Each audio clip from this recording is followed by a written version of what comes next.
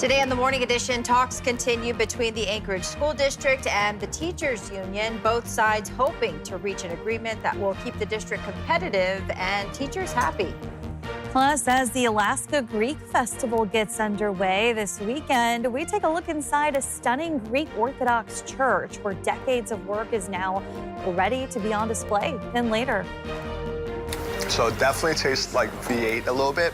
I don't see no ketchup in there. Just like a very, very, very tasteful juice. Well, from fashion to fast food, brand collaborations seem to be everywhere, but how far is too far? Would you sip on this ketchup smoothie as the Morning Edition starts now? Good morning, everyone, on your Thursday. Yay, nay, a ketchup smoothie? You could not pay me to even touch a ketchup smoothie. That's right. You're not even a big ketchup fan. Absolutely not. I keep forgetting. Well, yeah. He said it kind of is liking to a V8, but like a, it's just, I don't know. I'm not even a fan of the V8 tomato juice. Yeah, I love tomatoes, but I just can't see a smoothie. Like you're getting like ice chunks. Now, if Hidden Valley Ranch did a smoothie, I'd try it. No, not even that. And I love ranch. I don't know. I would not give the ketchup one a try. We'll leave it at that. We are waking up this morning to some wet roads across parts of South Central as we did manage to see some light rain showers we were talking about yesterday come to fruition. Those temperatures this morning anywhere from the 40s through the interior out towards parts of Southeast to the 50s as you welcome in the morning hours here across South Central. And while we're still holding on to some light rain showers, we're really going to see most of that activity staying through Prince William Sound and into parts of the Matanuska Valley this morning. And you can see most of those rain showers pushing to the northeast of Palmer out towards Hatcher Pass and then eventually shifting to the east along the Glen Highway. So that's really the only rain showers we're seeing this morning across South Central. Of course, the bigger story statewide continues to be the storm system we're watching out west. This high surf advisory, this has been extended until 1 p.m. this afternoon. Localized beach erosion may occur, and we're also going to see those water levels of 3 to 5 feet above the normal high tide line. This is largely driven by those winds as well. Notice that flow coming in out of the southwest. That's pushing all of that water into the Norton Sound. And this is where we could see some of the greatest water levels increasing when it comes to that high surf advisory. Winds themselves are not that gusty this morning. We're seeing max wind gust of about 30 miles per hour out towards Utqiagvik. But we are going to continue to hold on to some of this rain out towards western parts of the state, Brooks Range, as well as out towards Utqiagvik. Temperatures across the state today warming into the 50s and the 60s outside of a few locations north of the Brooks Range. Now, coming up in my full forecast, we'll be talking more about these storms moving into western Alaska, the latest on Mount Spur, as well as our temperatures across a good portion of the state remaining near or slightly above average. I'll have that 7-day forecast for you coming up. Anchorage teachers at the school district are back at the table as contract negotiations continue. The two sides met Wednesday afternoon for a bargaining session. Joe Allgood tells us where the union and district stand. It's not unusual to go for a period without a contract, according to Anchorage Education Association President Corey Aist, though he said the longer that period lasts, the more uncomfortable it gets. Aist also said that bargaining has gone well so far, but now that financial details are being discussed, negotiation has become a bit more challenging. Both compensation and benefits, and that is really a more challenging area because the Anchorage School District is not very competitive, and the evidence is in the extreme turnover that we have in our educators every year, the number of resignations, and the challenge of recruiting and replacing those who resign. In recent years, as teachers have become more scarce, class sizes have grown, leading to more relocation for educators, a topic the district touched on at their board meeting on Tuesday. There are literally big bubbles in different schools right now that we're trying to alleviate. And sometimes they're even, when they show up, there's a class of like 40 in an elementary school. So we have to, different people have moved into neighborhoods, they've come and registered in the different schools, so we have to fix those. And while a new union contract might not necessarily fix class sizes, Ace says they hope to make Anchorage a more competitive school district, attracting more teachers to fill more classrooms. Now, if bargaining doesn't work, they go on to mediation, and after mediation, arbitration, but they haven't done that in nearly 20 years. Joe Allgood, Alaska's news source. As of right now, bargaining is set to continue next Wednesday, August 27th. Anchorage electric bills could be going up as Chugach Electric Association looks at a rate hike. Chugach, the main provider for the municipality, is asking for a 3% increase to base rates. The company needs to make up for an $11.2 million revenue shortfall. Officials point to a slight drop in sales through June, blaming an unusually warm winter that led customers to use less electricity. That's a significant amount of money for a not-for-profit member-owned co-op.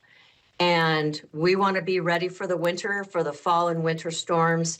And we need to be able to operate the system effectively and efficiently. And we feel like we need to request this 3% increase to be a prudent organization. The new base rates could take effect as soon as October 1st, and customers have until September 3rd to submit comments on the proposal. There's a link on our website. Cook Inlet Energy has been ordered to pay a nearly $358,000 fine for illegally flaring natural gas over a 6-month period. The Alaska Beacon reports the Alaska Oil and Gas Conservation Commission assessed the fine on the small energy company. The fine is twice the market value of the gas that was lost due to the action. The fine could be reduced if Cook Inlet Energy upgrades or replaces its vapor recovery unit. Just days after former Senate Minority Leader Tom Begich became the first Democrat to jump into the race for Alaska governor, he's now weighing in on whether former U.S. Representative Mary Peltola may set her sights on the U.S. Senate. All of us were, waiting to see what her next decision would be. She hasn't made that decision yet. But I've had a number of conversations with her. She was encouraging. When I said I would be filing a letter of intent, she was supportive of that. And it doesn't mean she won't get in the race. If she does, I would certainly support her. Begich joins a field of 8 other candidates for governor, all Republican. You can listen to our full interview with Tom Begich by checking out our In-Depth Alaska podcast. Just point your phone at the QR code right there on your screen. You can also download, like, and subscribe wherever you listen to podcasts. Ever wonder how local government works? In Fairbanks, residents can sign up for the borough's first Citizens Academy. The free 8-week course is open to residents 16 and older and meets every Wednesday evening between late September and mid-November.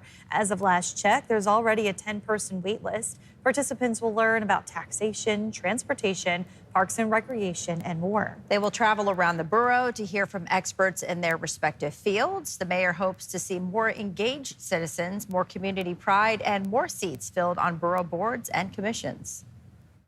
We've got a fantastic list of students who are going to come join it, from business owners to executives to retired attorneys, from North Pole to Esther and everywhere in between.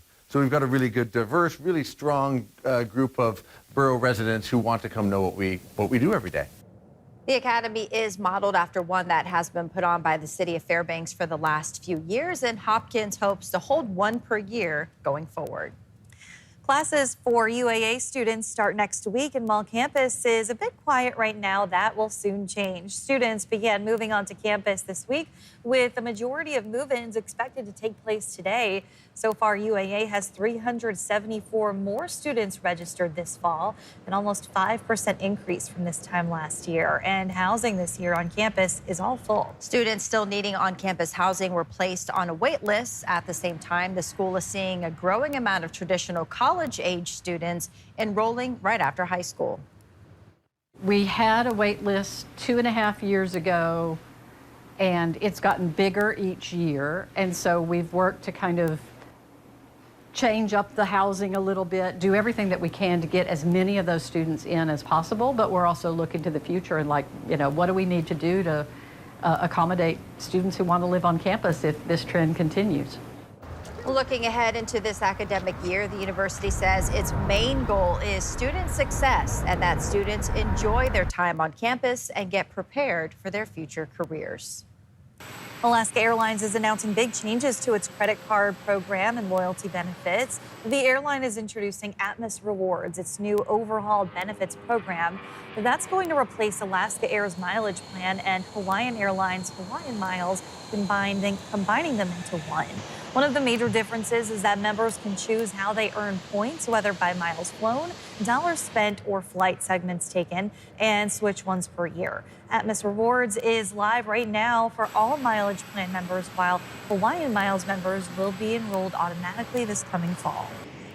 Coming up, alert level lowered as we've been tracking activity at Mount Spur. The latest update shows the chances of an eruption are now extremely low. Plus, step inside a Greek Orthodox church where every inch tells a story. The breathtaking details inside a transformation that was decades in the making. High surf and stormy weather continues out west. I'll have more on that and what's going to be a series of storms affecting the west coast. I'll have those details, but first, the sunrise, 6:24 in Anchorage, 5:34 in Juneau. Your full forecast is next. Well, welcome back. The Alaska Volcano Observatory says the alert level for Mount Spur has been lowered to normal. This is video of the volcano from May of this year. The observatory says the alert level was lowered because signs of things like small earthquakes, gas emissions, melting ice, and surface changes have consistently been decreasing. The AVO says those factors, along with no ground deformation detected since March, it means the chances of an eruption in the near future are extremely low. But it's kind of a weird thought process, right? That there's magma that's come in there, and it's some sort of body that's sitting there and it's degassing. We see the gas emissions continue from the summit and from Crater Peak, but we know it's not pressurizing, so it's not continuing to move upwards because the rock-breaking earthquakes have pretty much stopped, and it's not causing the volcano itself to grow. Scientists say while there's no current threat to nearby communities, people recreating nearby, they should still be careful. Harmful levels of carbon dioxide could still be present near the crater, so I guess we can breathe a little sigh of relief, maybe? Yeah. Yeah, we have seen that advisory status with Spur that was issued back in October 16th of last year. So 10 months and some change is where we were sitting up under when it came to that advisory status. But as we've already mentioned, it is back down to normal. Now, some minor gas emissions as well as some small earthquakes could continue for several months, if not several more years. So we are going to continue to watch that. But good news when it comes to Mount Spur going back to normal status. We do have some light showers across South Central this morning, as well as pushing through parts of the interior. Still holding on to some of that active weather out towards northwestern parts of the state. We've got some widespread rain that's building into parts of the Brooks Range. We're expected to see even heavier activity building in as the weekend approaches. So we've got this ridge of high pressure that remains in the northern Pacific Ocean, extending into parts of the Bering. We've got a low that's building into the northern Gulf or southern Gulf of Alaska. That's actually going to make an approach towards southeast, which will lead to some increasing rain for your Friday. But notice the flow in the upper levels of the atmosphere as you head into western Alaska. That's coming in and moving to the northeast. So that's where we're going to see that general storm motion for the foreseeable future. So we've got that ongoing rain as you head out towards the northwest Arctic Borough, parts of the Seward Peninsula, and then extending into the Brooks Range. We'll see upwards of about an inch of rainfall accumulation through parts of the western Brooks Range, with some lighter activity expected for coastal areas. This is storm number one. That kind of fizzles out as we head into our evening hours on into early Friday morning. And then on the heels of that storm, we have a stronger one that's going to arrive as we welcome in your Friday on into Saturday. And this one will bring the potential for about 2 to 3 inches of rainfall through parts of the Brooks Range. You can even see out towards Utqiagvik as well as Prudhoe Bay. We're going to begin to tap into some of that heavier activity as well. So rain will continue to be the bigger concern here over the next couple of days, more so as you head north of the Seward Peninsula out towards areas of the Brooks Range and the slope. Notice as we welcome in the weekend, we're beginning to see heavier downpours that's going to arrive through parts of the western Brooks Range. While that's going to be the case out towards the slope and areas of western Alaska here across South Central, we are going to see some spotty to isolated showers sticking around throughout the day. Of course, most of that activity will be through the Matanuska Valley as well as out towards Prince William Sound. But we can't rule out a few spotty to isolated showers through the remainder of today. And for those that do see it, it will likely bring just a few hundredths of an inch of rainfall with an outside chance we could see up to 1/10 of an inch. And it's just going to be dotting areas of South Central. So not everyone will see that. 65 degrees into our Friday. Can't rule out a stray shower in the valley as we welcome in your Saturday. And then you can see a slight uptick in some of that moisture as we welcome in next week. Temperatures are going to stay in the mid to upper 60s and likely will stay in the mid to upper 60s as the month draws to a close. So even though summer is winding down, we've still got some summertime warmth to get outside and enjoy it. Of course, cloud coverage will stay with us, but we'll see some sunshine breaks over the next couple of days. Yeah, can't complain. It's been pretty gorgeous. So. Yeah, it's been nice. Thanks, Erin. Well, Anchorage is about to go full OPA.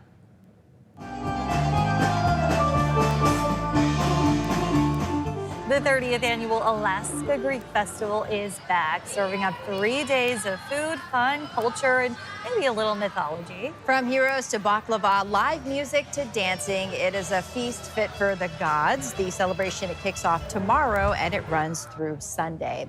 But there's more than just food and dancing. A decade-long project is drawing praise from the Greek community. Ahead of this weekend's celebration, Lauren Maxwell went to the Holy Transfiguration Greek Orthodox Church to show us what's taking shape inside.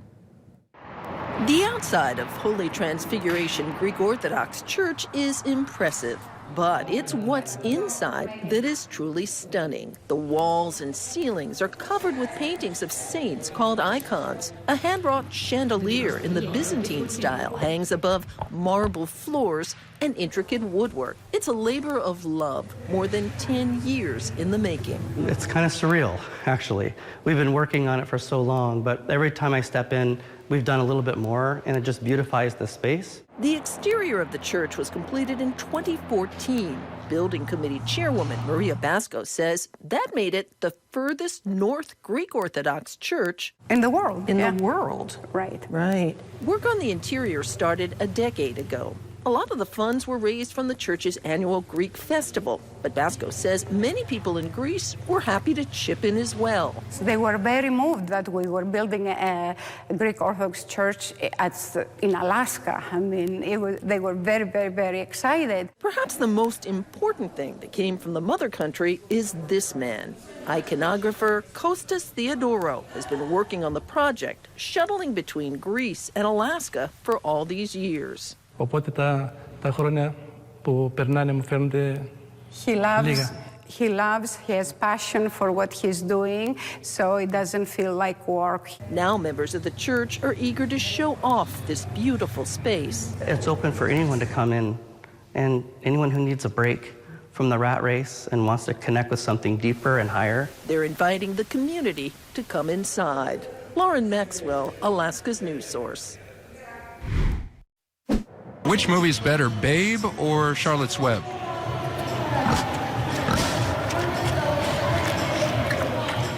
Interesting. That's Joe Allgood fulfilling his assignment earlier this week at the Alaska State Fair in Palmer. But there's a lot to do besides talking to the farm animals. The gates reopen today at 11 a.m. The fair closes at 10 o'clock tonight. Also, pack your patience for fair traffic. And here's a few of the upcoming themes for the fair this year. Today, remember, is Cancer Screening Day. That's between Raven Hall and the farm exhibit. Admission to the fair is only $5 between 11 a.m. and 2 p.m. And a donation of 2 shelf-stable food items is encouraged. Tomorrow is Kids Day. Next Thursday, August 28th, that is Cosplay Day. Sunday, August 31st, is Military Appreciation Day. And then finally, on September 1st, closing day, that is First Responders Day. Thanks for listening to our podcast. Click subscribe so you can get the latest podcasts from Alaska's News Source automatically and stay up to date with breaking news and in-depth reporting available for free 24/7 with the Alaska's News Source app.